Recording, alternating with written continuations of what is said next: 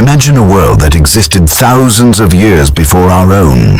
A world without modern cities, without technology, without nations as we know them. And yet, according to the Bible, something had gone terribly wrong. Violence had spread across the earth. Humanity had become increasingly corrupt. And Genesis tells us that God looked upon the world and saw that the wickedness of man was great. Then, almost without warning, the biblical text introduces one of the strangest passages in all of Scripture. A passage involving mysterious beings called the sons of God, human women, and a race known as the Nephilims. Genesis 6 says, "The sons of God saw the daughters of men that they were fair, and they took them wives of all which they chose." And then comes the mysterious statement, "There were giants in the earth in those days."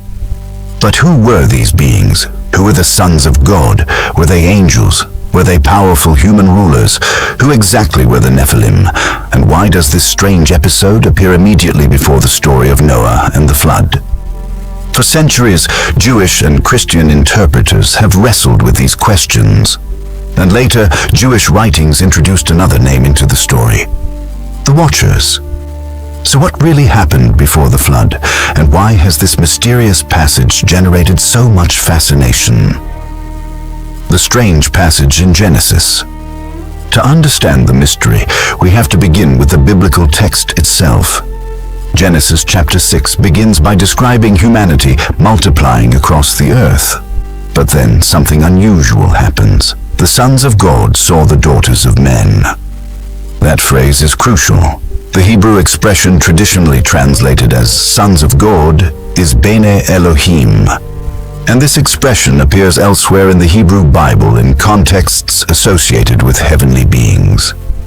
That has led many interpreters to believe Genesis 6 is describing supernatural beings. But not everyone agrees. Another interpretation says the sons of God were human beings. Some ancient interpreters understood them as descendants of Seth. Others interpreted them as powerful rulers or kings. So even before we reach the Nephilim, we already have a major question. Who were the sons of God? And that question matters because of what happens next. Genesis says these beings took human women as wives, and then something appeared on the earth. The Nephilim were on the earth in those days. The word Nephilim itself is mysterious. It is often translated as giants, but the exact meaning is debated. The term is related to the Hebrew root associated with falling, which has led some interpreters to connect the Nephilim with the idea of fallen ones. But we should be careful. The Bible itself does not simply define the word as fallen angels. That connection comes from interpretation and later tradition, and that distinction is extremely important. Because the biblical passage is short, but the traditions surrounding it became enormous. So who were the Nephilim? Genesis gives us only a few details. They were present in the days before the flood. They were associated with the union between the sons of God and the daughters of men. And they were described as mighty men or figures of great renown.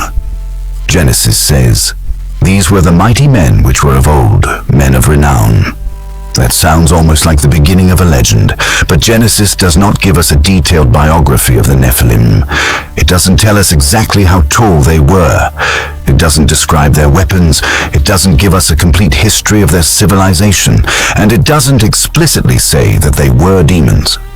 This is where later traditions become extremely important, because Jewish literature from the Second Temple period expanded dramatically on the mysterious story in Genesis 6. And one of the most famous examples is the ancient work known as Enter the Watchers. The book of 1 Enoch contains one of the most elaborate ancient interpretations of Genesis 6. In this tradition, the mysterious beings are identified as watchers. The watchers are portrayed as heavenly beings who descend to earth. And according to the story, they become fascinated with human women. But their rebellion goes much further than simply taking wives. They teach humanity forbidden knowledge. They introduce practices and knowledge that were considered destructive or corrupting. And eventually, their actions contribute to enormous violence across the earth. One of the leaders associated with the rebellion is Semjaza, while another famous figure is Azazel. The Watchers make a pact among themselves. They descend, they take human wives, and their unions produce offspring described as enormous and destructive. These offspring are connected with the giants. But here's the fascinating part. The story doesn't simply describe the giants as unusually large humans. It presents them as a catastrophic consequence of heavenly rebellion. Their violence becomes so extreme that the earth itself is described as being corrupted, and eventually, God intervenes. The flood. Now the story begins to connect directly with Noah. Genesis 6 tells us that the earth had become filled with violence. It says, the earth also was corrupt before God, and the earth was filled with violence. And God announces judgment. The flood is coming. But Noah finds favor in God's sight. Noah is described as righteous among the people of his generation, and God commands him to build the ark.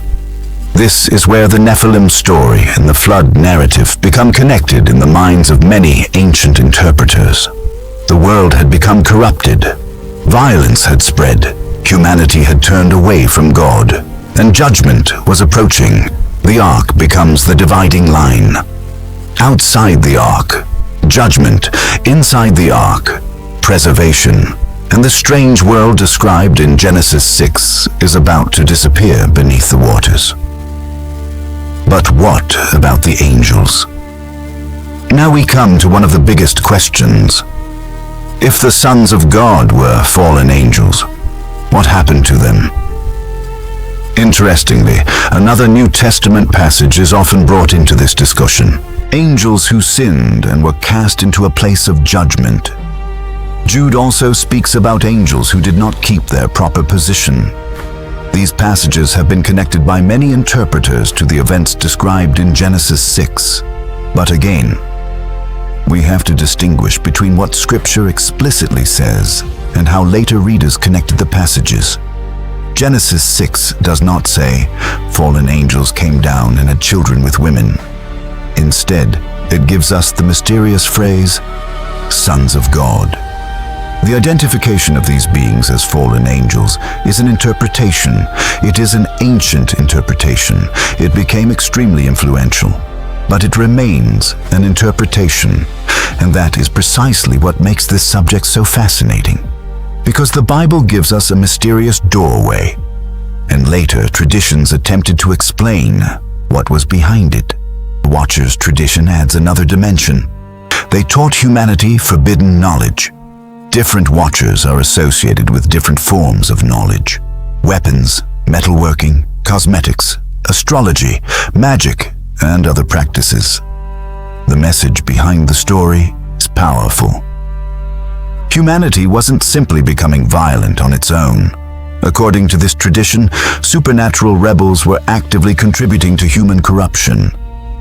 Knowledge itself was not necessarily presented as evil. The problem was knowledge obtained through rebellion and used in destructive ways. And this creates a striking parallel with another biblical story, the Garden of Eden. In Eden, humanity reaches for knowledge that God had forbidden. Before the flood, according to the Watchers' tradition, humanity again receives knowledge through beings who have rebelled against divine authority. Different stories, different circumstances, but a similar theme, humanity crossing boundaries that were never meant to be crossed. Why did God judge the world? This brings us to perhaps the most important question. Why the flood? Was it simply because humanity had become sinful, or was something much larger happening? Genesis gives us a clear answer concerning human corruption. It says, "The wickedness of man was great in the earth." And then comes one of the darkest statements in Genesis. Every imagination of the thoughts of his heart was only evil continually. The problem wasn't simply one group of people. The corruption had become widespread. Violence filled the earth, and God's judgment followed. The Watchers' tradition adds another layer to that explanation. It presents the corruption as involving both the human and supernatural realms. But the central biblical message remains clear. God sees corruption, God sees violence, God sees rebellion, and eventually, God judges. Were the Nephilim really giants? Now let's return to the word itself. Were the Nephilim literally gigantic humans? The traditional translation says giants, and later biblical references certainly contributed to that interpretation. Numbers 13 mentions the Nephilim when the Israelite spies describe the inhabitants of Canaan. They say they saw powerful people and felt like grasshoppers compared with them. But there's an important question.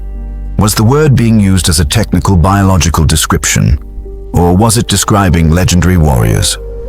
The text doesn't give us enough information to answer with absolute certainty. That's why different traditions have interpreted the Nephilim differently.